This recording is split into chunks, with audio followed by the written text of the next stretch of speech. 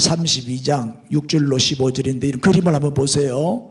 이 그림을 보시면 사막에다가 지금 뭘 하고 있죠? 나무가 없는 이 사막에 지금 나무를 심고 있는 그림이에요. 자, 사막에 나무를 심는다. 이 무슨 뜻일까요? 그렇죠. 희망을 심고 미래를 심는 거죠. 그렇죠. 우리 마당에다가 사과나무를 심는 것은 내가 따먹으려고 심는 거 아니죠. 누구를 위해서? 내 자녀들을 위해서, 내 후손들을 위해서 심는 거예요. 미래를 위해서 투자하는 거죠. 자, 우리는 이 절망의 시대에, 이 위기의 시대에 아이고 죽겠다, 큰일 났다, 어쩌면 좋노 탄식하고 절망하고 있을 게 아니라 희망을 말하고 희망을 선포하고 희망을 사고 희망을 심는 자가 되어야 할 줄 믿습니다. 저 사막에 나무를 심는 자가 되어야 돼요. 저게 50년 지나고 100년 지내 보세요. 숲을 이루게 되는 거예요. 아멘. 자, 오늘 본문입니다. 예레미야 이제 32장 6절부터인데, 자, 같이 읽지 뭐 한 절씩 읽지 말고 같이 읽읍시다. 시작. 예레미야가 이르되 여호와의 말씀이 내게 임하였느니라. 이르시기를 보라, 내 숙부 살룸의 아들 하나멜이 내게 와서 말하기를 너는 아나돗에 있는 내 밭을 사라. 이 기업을 물을 권리가 내게 있느니라 하리라 하시더니 여호와의 말씀과 같이 나의 숙부의 아들 하나멜이 시위대 뜰 안 나에게 와서 이르되 청하노니 너는 베냐민 땅 아나돗에 있는 나의 밭을 사라. 기업의 상속권이 내게 있고 물을 권리가 내게 있으니 너를 위하여 사라 하는지라. 내가 이것이 여호와의 말씀인 줄 알았으므로 내 숙부의 아들 하나멜의 아나돗에 있는 밭을 사는데 은 17세겔을 달아주되 정서를 써서 봉인하고 증인을 세우고 은을 저울에 달아주고 법과 규례대로 봉인하고 봉인하지 아니한 매매 정서를 내가 가지고 나의 숙부의 아들 하나멜과 매매 정서의 인친 증인 앞과 시위대 뜰에 앉아있는 유다 모든 사람 앞에서 그 매매 정서를 마세야의 손자 네리야의 아들 바룩에게 붙이며 그들의 앞에서 바룩에게 명령하여 이르되 만군의 여호와 이스라엘의 하나님께서 이와 같이 말씀하시기를 너는 이 정서 곧 봉인하고 봉인하지 않은 매매 정서를 가지고 토기에 담아 오랫동안 보존하게 하라. 만군의 여호와 이스라엘의 하나님께서 이와 같이 말씀하시니라. 사람이 이 땅에서 집과 밭과 포도원을 다시 사게 되리라 하셨다 하니라. 아멘. 자, 오늘 이 본문 말씀은 이제 유다 나라가 멸망 직전, 그러니까 희망의 끝, 마지막 벼랑 끝에 몰려 있을 때의 그 사건이에요. 때는 주전 587년경입니다. 그 유다가 바벨론에 의해서 멸망당했을 때가 몇 년이죠? 주전 586년이에요. 그러니까 멸망당하기 직전, 불과 몇 달 전이라고 말할 수가 있어요. 그러니까 지금부터 대충 한 2600년 전이죠. 자, 지금 상황은 어떤 상황이냐? 수도 예루살렘이 바벨론 군대에 의해서 지금 완전히 포위가 되어 있어요. 그 당시에 활동했던 선지자가 예레미야예요. 그때 예레미야의 나이가 57세였어요. 지금 조국의 불길한 미래에 대해서 심판을 예언하는 거예요. 이 나라가 멸망한다. 빨리 회개하지 아니하면 이 나라는 바벨론에 의해서 멸망당하게 된다. 심판을 자꾸 예언하니까 이 나라 망한다 망한다고 돌아다니니까 시드기야 왕이 열받았죠. 이 시드기야 왕은 참 선지자 예레미야의 말을 안 듣고 거짓 선지자 하나냐를 비롯한 거짓 선지자의 말만 듣고 왕이시여 이 나라 안 망합니다. 평안합니다. 괜찮습니다. 잘 되고 있습니다. 안전합니다. 이런 거짓 말만 믿고 참 선지자의 말을 무시하고 이 시드기야가 오히려 바른 예언을 하는 하나님의 메시지를 바로 전하는 참 선지자 예레미야를 감옥에다가 잡아 가다 버려요. 그리고 큰 구덩이에 빠뜨리기도 하고. 그런데 지금 예레미야가 감옥에 갇혀 있어요. 시드기야 왕에게 잡혀서 이제 갇힌 거죠. 이 시드기야 왕이 누구죠? 유다 나라의 마지막 왕입니다. 뭐 마스크 쓰고 있겠다 대답도 하기 싫고, 오늘 안 올라 하다가 왔는데 만사가 귀찮듯이 앉아 계시는데 좀 적극적으로 대답 좀 하세요. 그래 내가 힘이 날 거 아니요. 자, 그때 예레미야가 감옥에 갇혀 있을 때 그의 친척 한 사람이 감옥으로 면회를 왔어요. 그 사람이 누구냐? 예레미야의 숙부의 아들 하나멜이라고 하는 사람이에요. 하나멜. 숙부의 아들이니까 예레미야에게는 뭐예요? 사촌간이죠. 친척이란 말이에요. 사촌이 온 거예요. 그런데 감옥에 와가지고 찾아와가 하는 말이 뭐예요? 지금 내 형편이 너무너무 어려우니까 자기 밭을 좀 사달라는 거예요. 내가 돈이 필요한데 밭이 조금 있는데 이 밭을 사촌 동생이 좀 안 됐겠어요. 그러니까 형님이 좀 사주세요. 아니 감옥에 지금 갇혀있는 사람을 위로해주고 오히려 영치금을 넣어주고 힘을 주고 가야 될 사람이 부담을 주고 있는 거예요. 영치금은 못 넣어줄 망정 말이야. 내 밭을 좀 사라는 거예요. 왜냐하면 그 당시는 이 부모한테 물려받은 땅은요 남한테 못 팔게 돼 있어요. 친척 사이에서만 땅의 매매가 이루어졌단 말이에요. 그리고 같은 김씨면 김씨 집안, 같은 집안끼리만 거래를 할 수가 있지 이씨나 박씨한테는 땅을 못 팔아. 그러다 보니 땅 팔 데는 없고 돈은 급하고, 그래서 이렇게 생각하니까 예레미야밖에 없단 말이에요. 감옥에 갇혀 있지만 예레미야를 찾아와가지고 땅 좀 사주세요 부탁하러 온 거예요. 그런데 생각해 보세요. 지금 나라가 내일 모레 망할 거잖아요. 나라가 지금 멸망 직전에 있잖아요. 아니 나라가 망할 것은 불 보듯이 뻔한데 땅이 뭐가 필요해요? 망할 나라 땅 사갖고 뭐 하려고? 지금 전쟁 상황인데 지금 바벨론이 포위하고 있잖아요. 예루살렘을 점령하려고 포위하고 있잖아요. 지금 이런 상황에서 누가 땅을 사겠어요? 그런데 예레미야는 어떻게 해요? 그 밭을 사요 안 사요? 밭을 사기로 결정을 내려요. 나라가 곧 망할 거니까 사람들은 다 땅을 팔아가지고 현금을 만들고 금덩어리를 사고, 그죠? 다들 일반적으로는 다 그래야 할 거 아니에요. 그런 상황에서 예레미야는 거꾸로 오히려 땅을 사는 거예요. 땅을 파는 분위기인데 자기는 땅을 산단 말이에요. 그때는 땅값도 많이 내려갔겠죠. 싸게 살 수 있는 기회잖아요. 여러분 나라가 곧 멸망할 걸 예레미야는 다 알잖아요. 그런데 망할 나라의 땅을 왜 사요?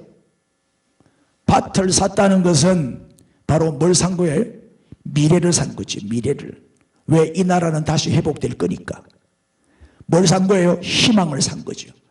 다들 절망에 빠져 있을 때 희망을 산 거예요. 희망의 결단이죠.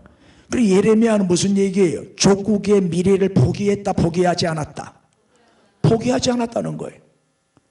예레미야는 이 나라가 지금은 망해도 반드시 다시 회복된다, 다시 돌아오게 된다, 그때는 이 땅이 꼭 필요한 땅이 된다, 미래를 본 거죠.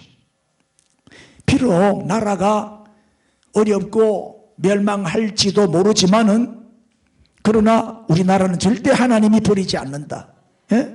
다시 돌아오게 되고 다시 귀환하게 되고 회복될 것이다 라고 믿은 것이죠.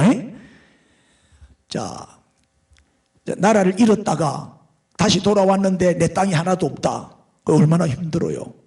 그때 이 땅은 아주 가치 있고 쓸모 있는 땅이 될 것이니까 나는 이 밭을 사겠다는 거예요. 다시 말하면 단순히 밭을 산 게 아니라 뭘 산 것이다? 희망을 사고 미래를 사고 내일을 사고, 다시 말하면 예레미야는 희망을 심는 사람이었어요. 희망을 심은 거죠. 지금 우리나라는 앞뒤 좌우가 다 막힌 것 같아요. 장로님도 기도하셨지만 정말 절망의 상황이에요. 경제도 지금 몰락해, 침체가 아니고 그냥 몰락입니다. 우리 기도 제목에는 침체된 경제를 살려주옵소서 그렇게 기도하고 있지만, 지금 내가 볼 때는 거의 침체를 넘어서 몰락 상태에 온 것 같아. 어제 국회에서 또 법이 하나 만들어 통과됐어요. 부동산 정세 4법이 통과가 됐는데, 종부세가 뭔지 아시죠? 그런데 가만히 보니까 부자들 돈을 빼앗아서 가난한 사람들에게 나누어 주겠다는 거예요. 이제 사회주의로 가는 거죠. 부자들이 꼴보기 싫은 거야. 어쨌든지 부자들 주머니 탈탈 털어가지고 놀고 있는 사람들 공짜로 돈 주는 거예요. 이거는 그래 되면 이제 경제는 몰락하거든요. 누가 열심히 일해가 부자 되려고 하겠어요? 부자만 되면 돈 다 뺏어가는데. 예를 들면 종합부동산세, 이 종부세가 뭐냐면은 내가 10억짜리 집을 하나 갖고 있잖아요. 그러면은 지금까지는 한 1년에 28만 원 세금을 냈대요. 그런데 내년부터는 이게 90만 원으로 올라가요. 15억짜리 집을 갖고 있잖아요. 200만 원 냈어요, 그동안. 그런데 내년부터는 430만 원이 돼요. 20억짜리 집을 갖고 있잖아요. 지금까지는 555만 원 냈어요. 그런데 내년부터는 1057만 원 내야 돼요. 막 2배, 3배로 올렸죠. 그러면 이제 집을 갖고 있으면 세금을 많이 물리니까 집 팔아야지. 집을 팔면 어떻게 돼요? 내가 10억 주고 산 집을 몇 년 갖고 있다가 12억에 팔았어요. 얼마 남았어요? 2억 남았잖아요. 그런데 지금까지는 7,900만 원이 세금을 내야 돼. 2억의 이익을 남겼으니까 7,900, 약 8천만 원의 세금을 냈는데 내년부터는 1억 3,800만 원 내야 돼요. 그죠? 그러니까 뭐 거의 남는 것도 별로 없어. 그러면은 내가 집을 사잖아요. 10억짜리 집을 사면은 취득세를 내야 되잖아요. 10억짜리 집을 사면 취득세가 얼마냐? 3,500만 원이래요. 그런데 이제 내년부터는 9천만 원 돼요. 그러면은 그러면 내가 집 팔면 양도소득세 내야 되고, 집을 사면 취득세 내야 되고, 또 비싼 집 갖고 있으면 또 종부세 내야 되고, 그러면 막 우리 아이들한테 그냥 정려를 하자. 정려를 하면 10억짜리 집을 내 아이들에게 물려주면 지금은 3,800만 원 세금을 내는데 내년에는 1억 3,200만 원으로 올라가요. 그러니까 집을 팔 수도 없고 살 수도 없고, 이게 이제 종부세, 양도세, 취득세, 정려세 몇 배씩 다 올려버린 거예요. 그리고 우리는 10억짜리 집 갖고 있어요, 장로님? 없으니까 해당 안 돼. 그리고 우리는 해당이 안 되니까 기분 좋지. 그거 법 참 좋은 법이네. 부자들 돈 뺏어갖고 가난한 우리한테 나눠준다고 하니까 참 고맙네. 그래 생각할지 모르지만 우리가 항상 뭐 가난할 거가. 우리도 좀 부자로 살고 싶은 그 로망 없어요? 자, 그래 우리가 한 등골 빠지게 뼈 빠지게 이래가지고 내가 10억짜리 집을 한 채 샀어요. 샀는데 세금을 이렇게 뺏어가 버리면 기분 좋아 안 좋아? 안 좋다니까. 이게 남의 일이 아니라니까. 지금 강남에 집이 아파트 한 20평만 되면 한 20억 해요. 그럼 세금 얼마나 많이 뺏어가요? 자 보세요. 10억밖에 안 하던 아파트 값을 15억으로 올렸어요. 이게 부동산 정책이라는 게 참 무서워요. 왜 이렇게 집값을 올렸을까요? 집값을 왜 막 2배씩 막 올렸을까요? 그렇지, 물이 좋네. 그래야 세금을 많이 뺏어가니까. 세금을 많이 뺏어가니까. 우리는 뭐 다 탈탈탈 털어도 뭐 진주는 아파트, 내가 54평 아파트를 갖고 있는데도 3억 5천만 원에 내놔도 안 팔려요. 그거 내가 팔렸으면 진주 안 왔을 텐데 그게 안 팔리는 바람에 그 지방은 오히려 값이 떨어져요. 값이 떨어지고 서울 수도권에는 막 올라가. 우리나라 경제를 보면 이 GDP라는 게 있잖아요. 국내 총생산 GDP라 그래요. 이게 이제 성장률이 해마다 5%씩 7%씩 많이 올라갈 때는 10%씩 막 이리 올라갔거든요. 그런데 우리나라 역사를 보면은 2% 밑으로 떨어진 적은 그동안 4번밖에 없었대요. 1956년도에 흉년이 와가지고 0.7% 성장했고, 1980년도에 석유 파동이 왔을 때는 마이너스 1.7%, 그때 경제가 많이 힘들었어요. 그 다음에 1998년도 IMF 외환 위기가 왔을 때 마이너스 5.5%였어요. 그때 다 죽는다고 난리 났잖아요. 그런데 2009년도에 글로벌 금융위기가 왔을 때 0.8%였어요. 그런데 보세요. 작년 2019년도 우리나라 경제 침체가 왔죠. GDP 성장률이 1.2%에 그쳤어요. 1.2%. 금년 2020년도 이 경제 침체가 아니고 몰락이에요. 마이너스 0.8%예요. 그러니까 경제 마지노선이 무너진 거지. 지금 이런 위기 상황입니다. 뭐 경제뿐만 아니라 모든 게 또 이제 공산주의 바이러스가 들어와가지고 이 나라가 지금 거의 공산화가, 우리 뭐 선교사님 얘기 들어보니까 이미 공산화 됐다며. 이 나라가 거의 공산화 다 됐다고. 그 정도로 지금 위기 상황입니다. 지금 한국 교회가 반토막 났습니다. 의도적으로 교회를 핍박하고 공격합니다. 자, 이런 절망의 때에 맨날 막 탄식하고 낙심하고 불평하고 욕하고 그렇게 한다고 해결될 문제가 아니잖아요. 어떻게 해야 되겠어요? 따라합시다. 인간의 끝은 하나님의 시작이다. 우리 그리스도인들은 절망을 희망으로 바꾸는 사람이 되어야 돼요. 예? 나라가 어려워지면 두 가지 현상이 일어난대요. 첫째가 자살률이 올라간대요. 너무 힘드니까 자살을 많이 해요. 우리나라는 하루에 40명씩 지금 자살하고 있어요. OECD 국가 중에 1위입니다. 우리나라가 자살률 1위입니다. 그만큼 힘들다는 거지. 절망에 빠진 나라예요. 두 번째 특징은 뭐냐? 나라가 어려워지면 이민을 많이 가요. 이 땅에는 희망이 없다. 도망가자. 자기 혼자라도 살겠다고 이민을 많이 빠져나가요.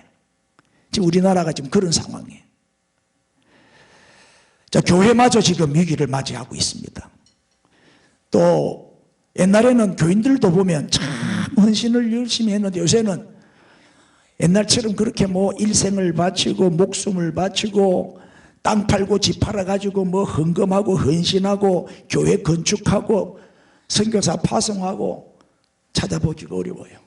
그런 헌신자가 없어요, 이제는.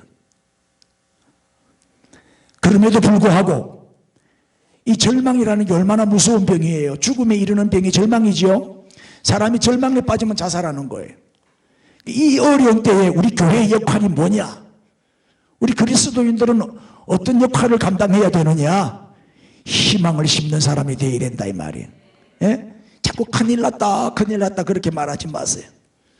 여러분, 역사의 주인은 하나님이시고 온 우주를 다스리시는 이가 하나님이시기에 우리가 하나님을 바라보면 안심할 수 있어요. 문재인 대통령 배후에 하나님이 계셔요. 하나님이 이 나라를 붙들고 계시기 때문에 아무리 뭐 주사파 정권이 이 나라를 무너뜨리려고 해도 절대 이 나라 망하지 않습니다.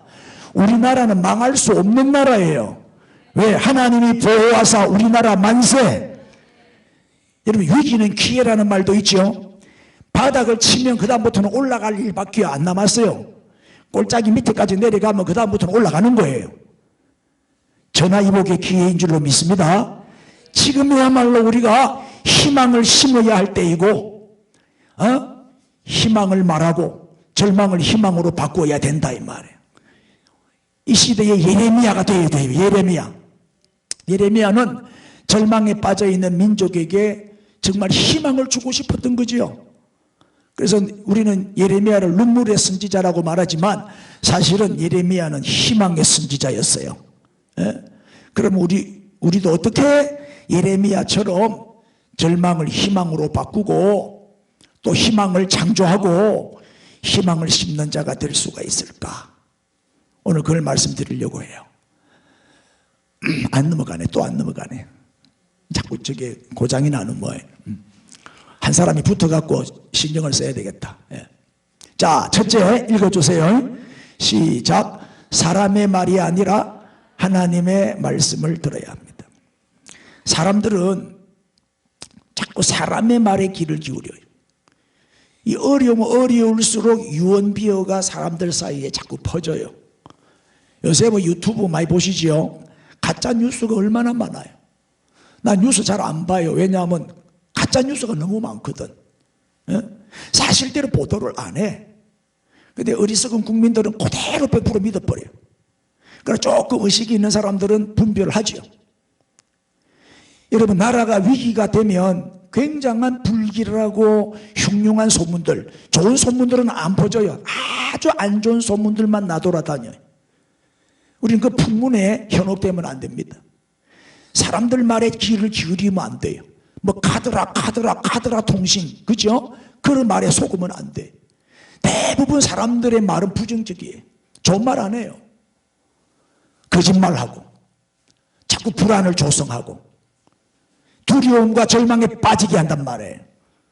여러분, 예레미야가 밭을 사기로 결정했을 때 사람들이 뭐라고 했을까요?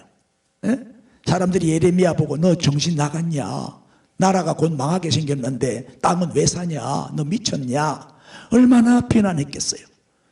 그럼에도 불구하고 그렇게 사람들이 손가락질을 하고 정신병자 취급을 해도 예레미야는 밭을 사기로 결정을 해요. 그 이유가 있어요. 왜 그렇게 행동하냐? 6절 예레미야가 이르되 시작. 여호와의 말씀이 내게 임하였느니라.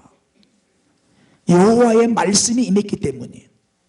왜? 하나님이 예레미야에게 밭을 사라, 네 사촌이 와가지고 밭을 사라고 하면 밭을 사라, 그걸 하나님이 예레미야에게 말씀해 주셨단 말이에요. 그러니까 말씀이 임했기 때문에 말씀대로 하는 거예요. 예레미야는 늘 하나님의 말씀에 귀를 기울이는 사람이죠. 하나님이 말씀을 주시면 그걸 가지고 그대로 전달하는 선지자였단 말이에요.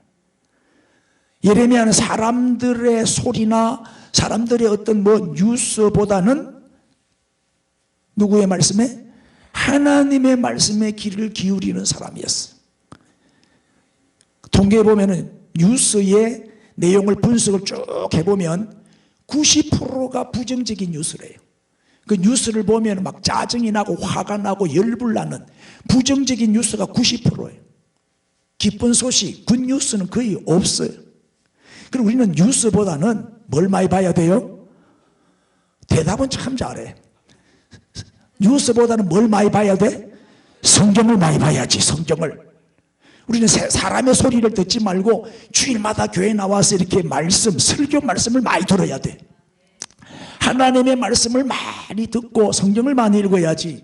자꾸 사람들의 소리에 귀를 기울이면 절망에 빠지게 되는 거예요.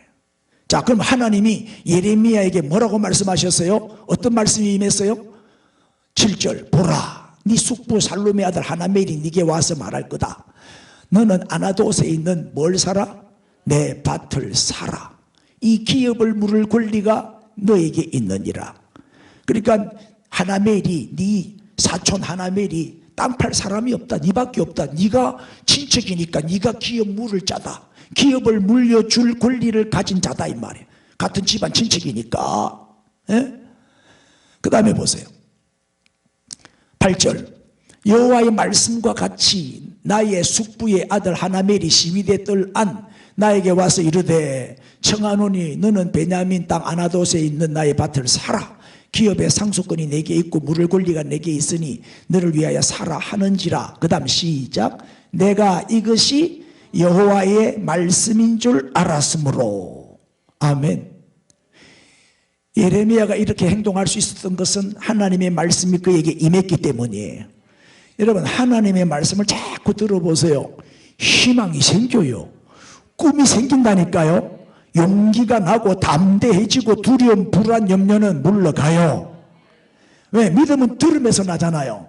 자꾸 말씀을 듣다 보면 믿음이 강해지고 믿음이 성장하고. 아멘, 아멘. 그래서 우리는 자꾸 하나님의 말씀을 들어야 돼요. 그래야 믿음이 자꾸 생기는 거예요.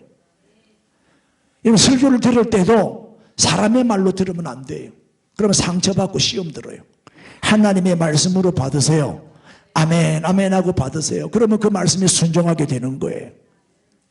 그래서 설교는 말씀은 하나님의 말씀이기 때문에 우리가 경청, 집중해서 말씀을 잘 듣고, 그리고 듣고 지켜 행하라 그랬어요. 그럴 때 축복이 되는 줄 믿습니다. 지금 예레미야는 사촌 하나멜이 와가지고 자기 밭을 좀 사달라 부탁하는 말을 하나님의 음성으로 들은 거예요. 하나님의 말씀으로 들은 거죠. 여러분, 자꾸 우리를 실망시키고 좌절케 하는 그런 사람들의 잡다한 소리 듣지 말고, 부정적인 얘기 자꾸 듣지 말고, 우리에게 희망을 주고 용기를 주고 꿈을 주는 살아계신 하나님의 음성의 귀를 기울이시기를 바랍니다. 그래야 우리는 희망을 심는 사람이 될 수 있어요. 다시 말하면 사람의 말을 자꾸 들으면 절망에 빠져요. 하나님의 말씀을 자꾸 들으면 희망이 생겨요. 절망을 희망으로 바꾸는 저와 여러분이 되기를 바랍니다. 그 다음에 두 번째입니다. 시작. 개인의 유익이 아니라 공동체의 유익을 구해야 돼. 예. 어려울수록 사람들은 이기적이 돼요. 자기밖에 모르죠. 자기 중심이에요. 나도 살기 힘드는데 네 도와줄 여력이 없다. 자기 혼자 살기 위해서 오히려 어떻게 합니까? 남한테 피해를 줘요. 그리고 공동체를 무너뜨려요. 자기 혼자 살겠다고 회사 돈을 빼돌려서 회사를 망하게 해요. 그런 사람들 많아요. 아주 악질들이 많다고. 그 은혜를 모르고 말이에요. 나를 채용해 준 그 회사가 얼마나 고마워서 정말 열심히 성실하게 충성을 해야 할 텐데, 돈을 몇 개 놨더니 돈을 빼돌려 버려요. 장부를 조작하고. 그래서 그 회사를 부도나게 만들고. 여러분, 회사가 망하면 어떻게 돼요? 나도 망한다는 걸 알아야지. 이런 나라가 망하면 우리도 같이 망하는 거예요. 아멘. 나라가 위상이 높아져야 우리가 해외에 나가도 대접을 받아요. 저도 해외여행 많이 해봤지만 코리아다, 한국에서 왔다 그러면 얼마나 환영하고 좋아하는지 몰라요. 우리나라가 이렇게 발전하니까. 근데 나라가 이제 망해보세요. 무시당하지. 그러니까 민족이 살아야 나도 같이 사는 거죠. 그래서 우리는 공동체의 유익을 먼저 구해야 된다. 나라를 먼저 생각하고 우리 교회를 먼저 생각하고. 할렐루야. 그래서 하나님의 나라를 위해서 한번 살아보세요. 그리하면 하나님이 나도 살려주시죠. 너희는 먼저 그의 나라와 그의 의를 구해라. 그리하면 이 모든 것, 먹을 것, 입을 것, 마실 것을 더하여 주시리라. 분명히 약속하셨잖아요. 지금 나라가 이렇게 어려워지는데도 입 딱 다물고 있는 사람들, 비겁한 사람이죠.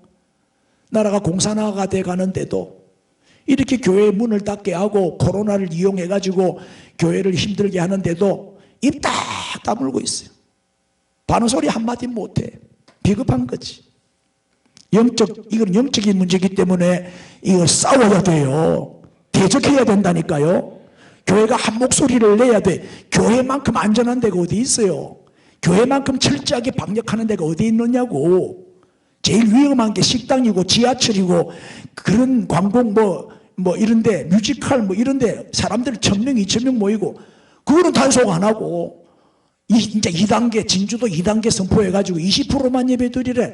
그래 시청에서 전화가 왔더라고. 목사님 20%만 모이는 거 아시죠? 그 내가 우리 교인 다 두드리 합쳐봐도 20% 안 돼. 단속할 때 가서 단속해. 내가 말은 그리 안 했지만 그런 뜻으로 괜히 부딪혀가 좋을 거 없으니까 속이 상하는 거야. 자꾸 교회에 이렇게 핍박을 하니까 말이야.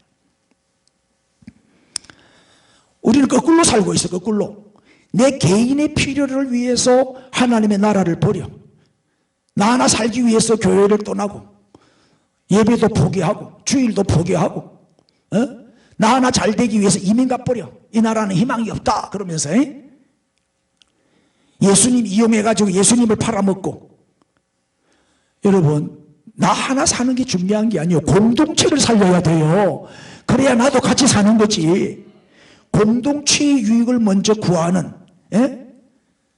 그런 사람이 되어야 됩니다. 인사합시다. 나라부터 살립시다. 따라요. 교회부터 살립시다. 그러면 나는 자동으로 살게 된다 이 말이에요. 그런 자를 하나님이 축복 안 하시겠어요? 지금 예레미야가 밭을 사기 위해서 이제 계약을 체결하는데 매매 정서를 2장을 써요.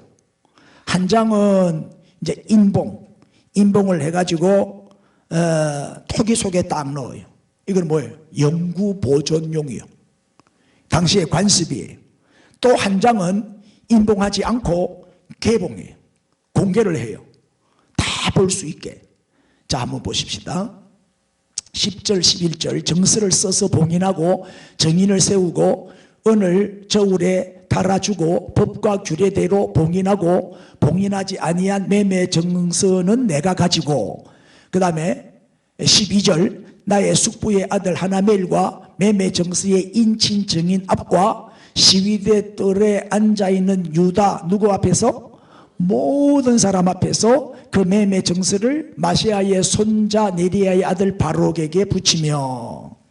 자, 한 장은 토기 속에 넣어서 영구 보존용으로 오랫동안 보존을 해요.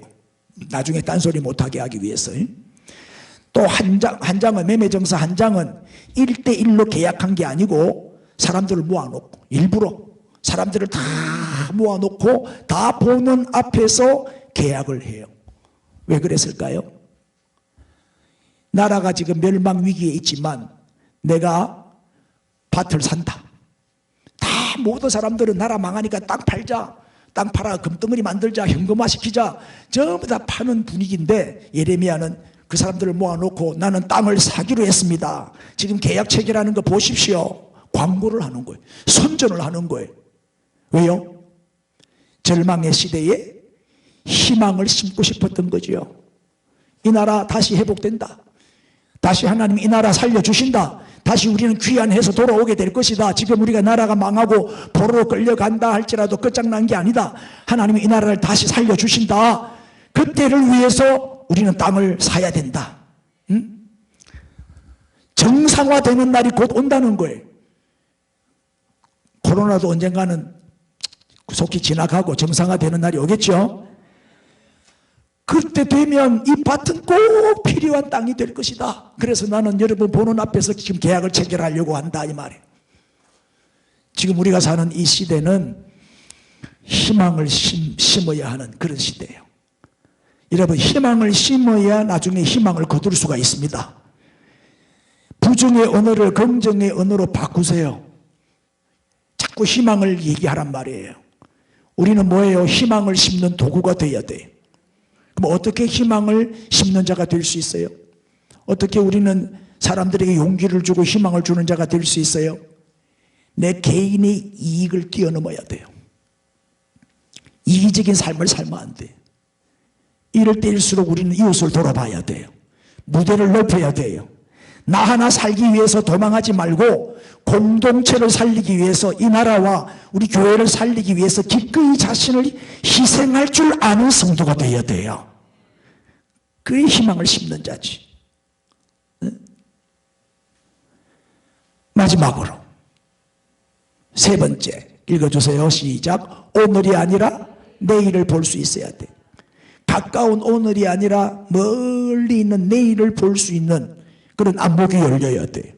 비전이라는 말이 뭐죠? 비전. 미래를 바라볼 수 있는 능력. 그게 비전이에요. 자, 내일이 보이지 않는다. 절망적이다. 그런 사람들은 절망에 빠져가지고 포기하고 낙심에 빠져서 자살하고 방탕하고 타락하고 그래가지고 알코올 중독자 되고 그러는 거예요. 완전 인생이 폐인돼 버리는 거예요. 우리는 태산 같은 어려운 문제가 생겼다 할지라도 그 배후에서 역사하시는 누구를 바라봐야 돼요? 하나님을 볼 수 있어야 돼요. 문제보다 더 크신 하나님. 하나님을 봐야지. 문제를 보지 말고 하나님을 바라보고 안심하라 이 말이에요. 조금만 더 멀리 보면 돼요. 예레미야는 멀리 내다보고 밭을 산 거죠. 여러분, 비전을 위해서는 대가를 지불할 줄 알아야 됩니다. 예? 희망을 심고 희망을 전하기 위해서 예레미야는 밭을 샀다 이 말. 예? 큰 돈은 아니에요. 17세겔이니까 우리나라 돈으로 대충 계산해 보니까 한 돈 1,000만 원도 안 돼. 큰 돈은 아니지만 그 당시에 그 돈이면 엄청난 돈이겠죠. 비전 성취를 위해서는 어떤 대가도 지불할 수 있는 그런 각오가 되어 있어야 되죠. 예? 우리 꿈을 꾸면요, 꿈은 이루어진다고 꿈을 자꾸 꾸보세요. 그러면 길이 열리게 되어 있어요. 예? 꿈은 반드시 이루어져요. 예? 따라합시다. 아름다운 꿈은 시들지 않는다. 그렇죠. 내 욕망은 시들겠지만 하나님의 비전, 하나님 나라를 위한 꿈은 절대 시들지 않습니다. 하나님이 역사하시죠. 하나님이 이루어 가시는 거예요. 예? 주님은 우리에게 위대한 비전을 주시고 친히 그 길로 인도하시는 안내자이십니다. 14절 만군의 여호와 이스라엘의 하나님께서 이와 같이 말씀하시기를 너는 이 정서 곧 봉인하고 봉인하지 않은 매매 정서를 가지고 토기에 담아 시작 오랫동안 보존하게 하라. 이 말씀 무슨 뜻이죠? 지금 당장을 생각하는 게 아니에요. 미래를 본 거죠. 멀리 있는 내일을 본 거예요. 자, 지금 우리가 처한 현실은 많이 힘들지만은 이것 또한 지나가리라. 지나갈 줄 믿습니다. 이 위기의 시대에도 지금 하나님은 우리를 지금 인도하고 계셔요. 지금 하나님이 주무시고 계시는 게 아니라니까요. 지금도 하나님은 일하고 계신다니까요. 우리가 못 봐서 그렇지. 그러니까 앞뒤 좌우만 보고 절망하지 말고 위를 보란 말이에요. 위를. 모든 사건 속에는 하나님의 승리가 있고 하나님의 뜻이 있고 하나님의 계획과 인도하심이 있어요. 우리의 삶 속에 우연히 일어나는 일은 없다니까요. 그래서 주님을 신뢰하고 주님께 맡기고 기도하면서 기다려요. 주님은 다 보고 계시고 우리 하나님은 다 듣고 계시고 우리 하나님 다 알고 계셔요. 하나님 앞에서. 이 어둡고 이 암울한 시대에 희망을 심고 희망을 선포하는 저와 여러분이 될 수 있기를 바랍니다. 할렐루야. 그래서 만군의 여호와 이스라엘의 하나님께서 이와 같이 말씀하시니라. 사람이 이 땅에서 집과 밭과 포도원을 어떻게 하게 되리라? 다시 사게 되리라. 이 말은 뭐예요? 다시 이 나라가 회복될 것이고 그때 땅을 다시 밭도 사야 되고 포도원도 사고 집도 사는 그런 날이 돌아온다는 거예요. 그리고 우리는 먼 미래를 내다볼 줄 알아야 되고, 그죠? 지금 당장만 보고 호들갑 떨지 말고 멀리 내다보고. 그리고 여자들과 남자들의 차이가 여기 있어요. 남자들은 좀 멀리 내다보는 안목이 있어요. 여자들은 멀리 못 보더라고. 눈앞에 이것만 보더라고. 뭐 기분 나빠요? 큰일 할 때는 역시 남자들이 대범하게 큰일을 하는 거예요. 아, 여자들은 이게 뭐 장관 뭐 이런 거 세우면 안 되겠더라고. 얼마나 문제를 일으키는지 막 기분 나빠하는 눈이네. 여자들은 앉아서 소변 보고 남자는 서서 소변 보니까 남자들 좀 멀리 보잖아. 자, 오늘 말씀 마무리합시다. 희망을 심는 사람이 됩시다. 인사하세요. 희망을 심는 사람이 됩시다. 어떤 사람이 되면 돼요? 첫째, 시작. 사람의 말이 아니라 하나님의 말씀을 듣는 사람이 되어야 돼요. 두 번째는 개인의 유익이 아니라 공동체의 유익을 구하는 사람이 희망을 심는 사람이에요. 세 번째는 오늘이 아니라, 그렇죠, 가까운 오늘이 아니라 멀리 내다보고 미래를 내다보는 사람, 그런 사람, 비전의 사람, 이런 사람이 바로 희망을 심는 사람입니다. 우리 샘솟는 교회는 이 땅에 희망을 주는 교회, 우리 모두 희망을 심는 자가 되어서 절망을 몰아내고 절망을 희망으로 바꾸는 저와 여러분이 되어질 수 있기를 축복합니다. 할렐루야. 그 자리에서 다 일어나십시다. 주여, 나를 희망을 심는 사람으로 만들어 주시고 희망의 도구로 써 주옵소서. 우리 오늘 주신 말씀 붙들고 주여 다 함께 한번 부르고 통성으로 기도합시다.